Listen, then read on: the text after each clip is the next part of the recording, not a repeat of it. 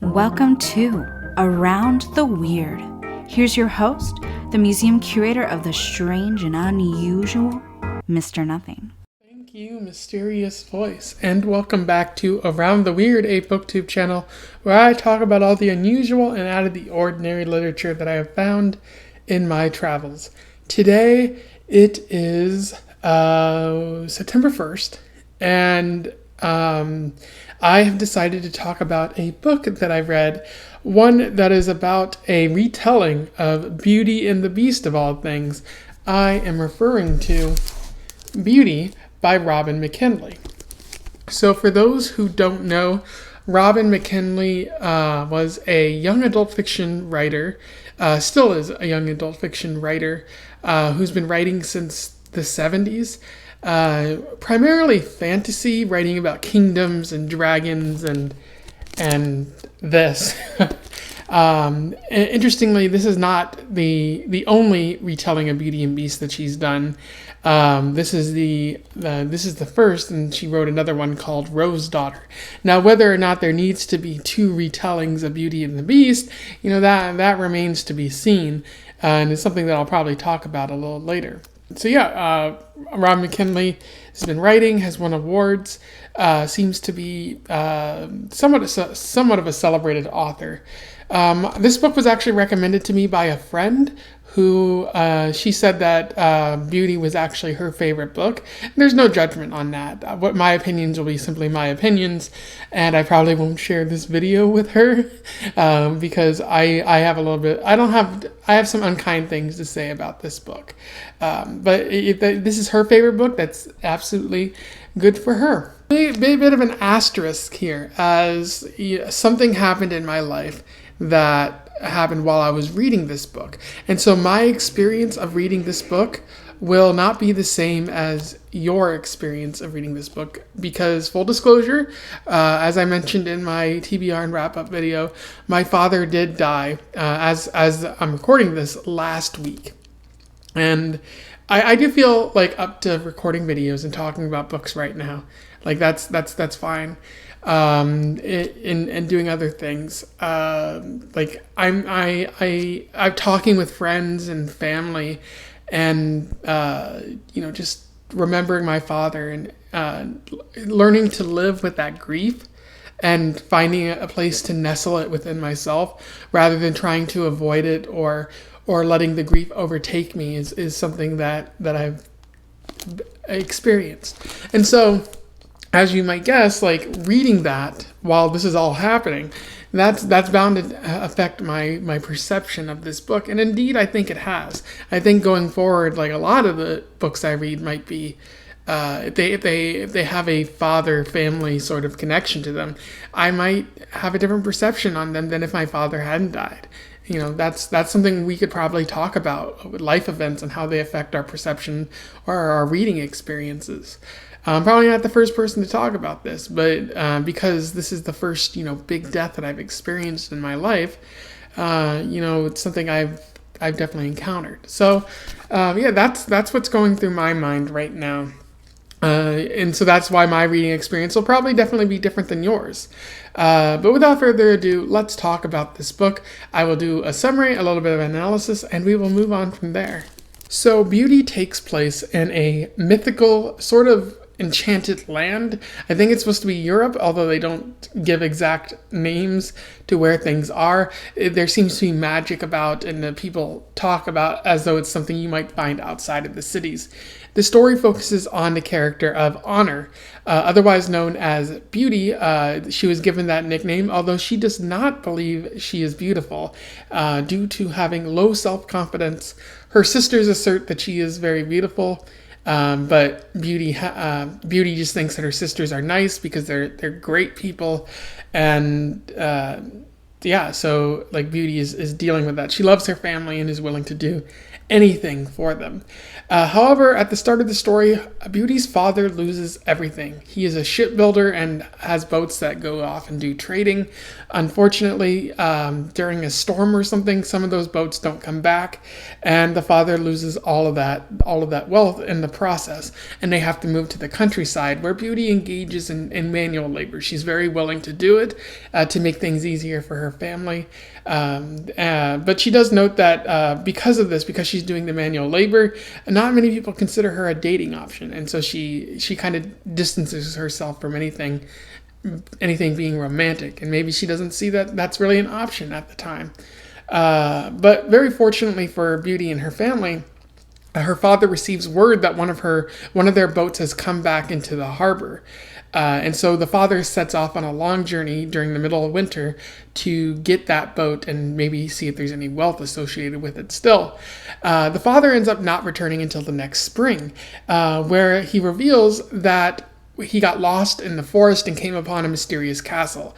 There was a sort of invisible host there who the father couldn't see, but was providing for the guest who had stumbled upon this castle. And he went to leave, but before he did, he saw a garden with a mysterious rose in it. And Beauty had requested a rose from her father before he had left. And so when he goes to pluck the flower, a big old man beast thing pops up and is like, "Why are you doing this?" And so her father says that he was just going to do it for his daughter who wanted the rose. And the beast at first doesn't believe him and threatens to put him to death. But then the beast is like, "Hey, if you give me one of your daughters, all is forgiven." And so the father goes home and tells this to his daughters, and everyone is hesitant to do anything at first, but Beauty volunteers to go. Maybe a little bit out of a desire to protect her father, maybe a little bit due to the mystery of this castle and what it could do for her. Against their protest, Beauty decides to go to the castle. When she gets there, she meets the beast, who is a little off-putting to her. They don't seem to have a lot in common, not a lot of chemistry together. Every single night, the beast proposes to her, and Beauty says no. She begins to feel some pity for him out of having to say no repeatedly over and over and over, and she even wants to go home, but Beast is like, "No, you can't do that right now. We had a deal, and you can go home, some other time," or something like that. Beauty begins to learn more about the castle's enchantments and the beast connection to sort of the family line that used to have this castle. She grows to appreciate the beast more. She faints at one point, but the beast protects her, and she feels a deeper connection with him at that point. But she still rejects him whenever he proposes. Possibly because, maybe she feels she doesn't deserve that love, or possibly it's just because he's a beast and, ugly people aren't worthy of love, as I'm sure the story is trying to get across. Beauty has a vision, sort of connected to the magic, where she sees one of her sister's long-lost husbands come back. And so Beast allows her to go home for 7 days in order to tell her family and, reacquaint with them for a little bit. Beauty ends up spending a little extra time at home, but she begins to sense that something is wrong with Beast. So she goes home, even though her father and her sisters are urging her to stay. They eventually see that Beauty likes Beast, so they let her go back to the castle. When she gets back to the castle, she sees the beast sort of lying unconscious on the ground, where he's. It seems like he's dead, but Beauty manages to revive him through a kiss, and so he's still alive, which is very nice. And then the beast asks her to marry him once more, and she says yes. And then poof, suddenly the beast is a very handsome prince, which takes a little getting used to on Beauty's part. And they decide to get married, and that's where the story ends. In terms of analysis, there is a bit to talk about with the story. As you saw in my description, it follows very similarly with the fairy tale of Beauty and the Beast, and that's one of my issues with the story.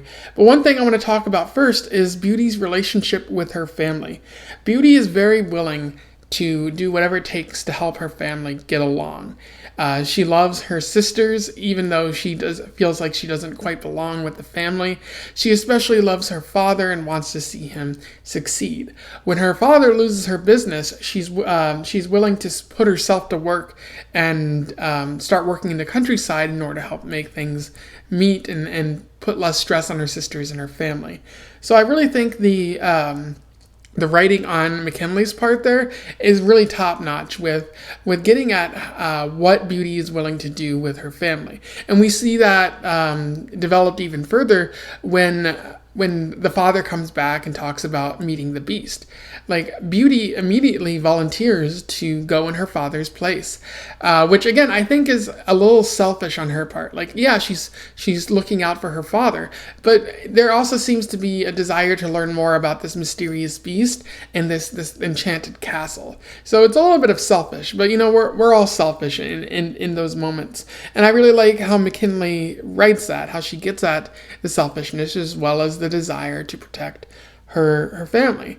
And as I mentioned before, there is some connection to what happened in my life here, where like I felt that like before my dad died, I thought it was okay. This whole storyline here with Beauty and her father, I thought it was okay. It didn't really impress me much, as Shania Twain might say. But after my dad died, and I returned to this book on a couple days ago, that's kind of stood out to me a little bit more. Just the feeling of wanting to do something to protect your family, and the connection that someone has with their father, like that struck out a bit to me more. Now, is that fair, or am I being influenced by current events? Probably, I don't know for sure, but that's how I feel about the book, and maybe that'll change a year, 5 years down the road. Who knows? But I do think McKinley does a really good job here in that aspect. However, there are a number of issues with the book. The first issue is the ending, with the ending leaning very heavily on wish fulfillment. With Beauty coming back to the beast, kissing him, and he's brought back to life. And then after she brings him back to life, she agrees to marry him, and he's suddenly a handsome prince. He's been a prince this whole time, and now Beauty gets to be a queen, and also her family's there, and everything is magical and wonderful. And it seems a little, corny for one, but also wish fulfillment-y, because it doesn't feel like any of this has been earned, and McKinley's just writing it to have a happy ending. Allow me to read you a quote from this.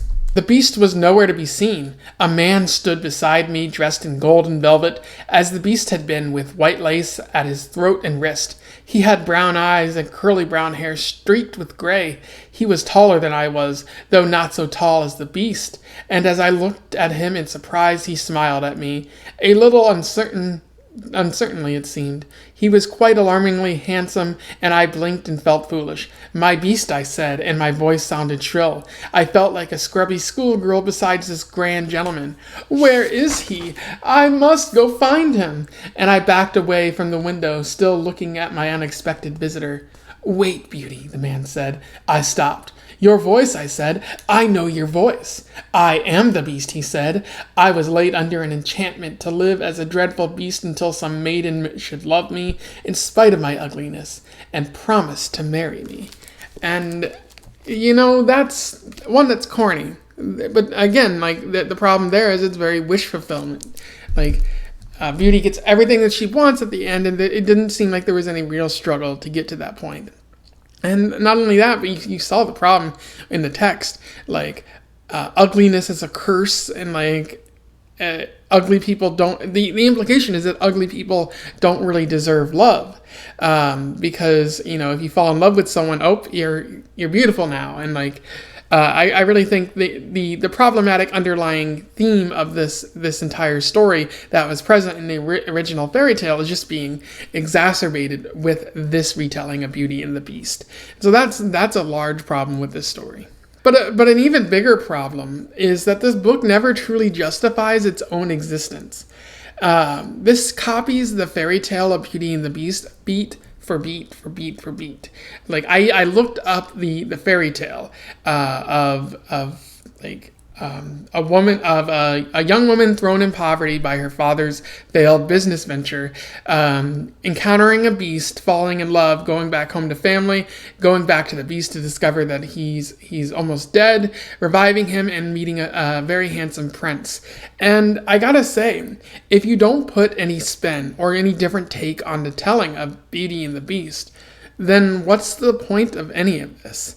Like, why write this if you're saying that the original telling of Beauty and the Beast is okay and you don't need to make any adjustments, why not just republish that? Why even bother writing your own story? That's my question.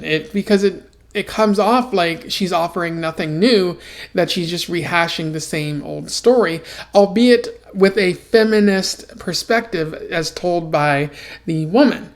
But I would say that this isn't very feminist to begin with, because it still ends with what it seems like Beauty needing a man in her life, and being subject to the whims of love and romance rather than making any real choice herself. So whether or not this is actually feminism, that remains to be seen. And then even besides that, the characters are just incredibly bland. It doesn't really seem like the Beast or Beauty really have anything in common or any chemistry. It's their entire romance is just saying uncomfortable things to each other, and the only reason they end up together is because they're two beautiful people, and beautiful people have to get together because that's just life right there.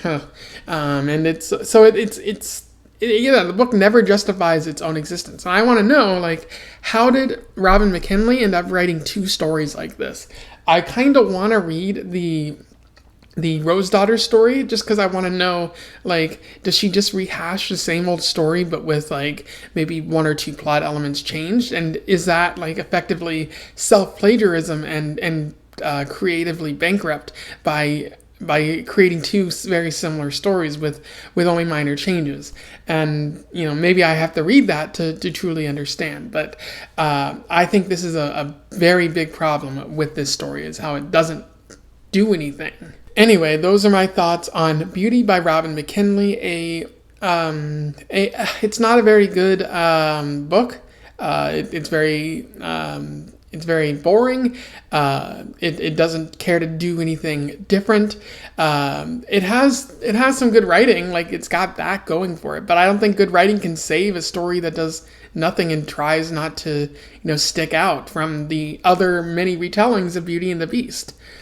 So those are my thoughts. Like, I wouldn't recommend it to you, but maybe you might find enjoyment in the writing. I mean, my friend says this is her favorite story, so there's got to be something here that I'm missing that maybe I just didn't connect with.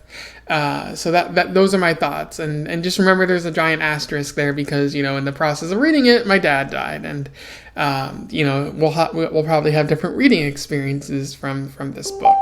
So, anyways, that note tells me that someone's Facebooking me, which I did not exit out of before recording this video.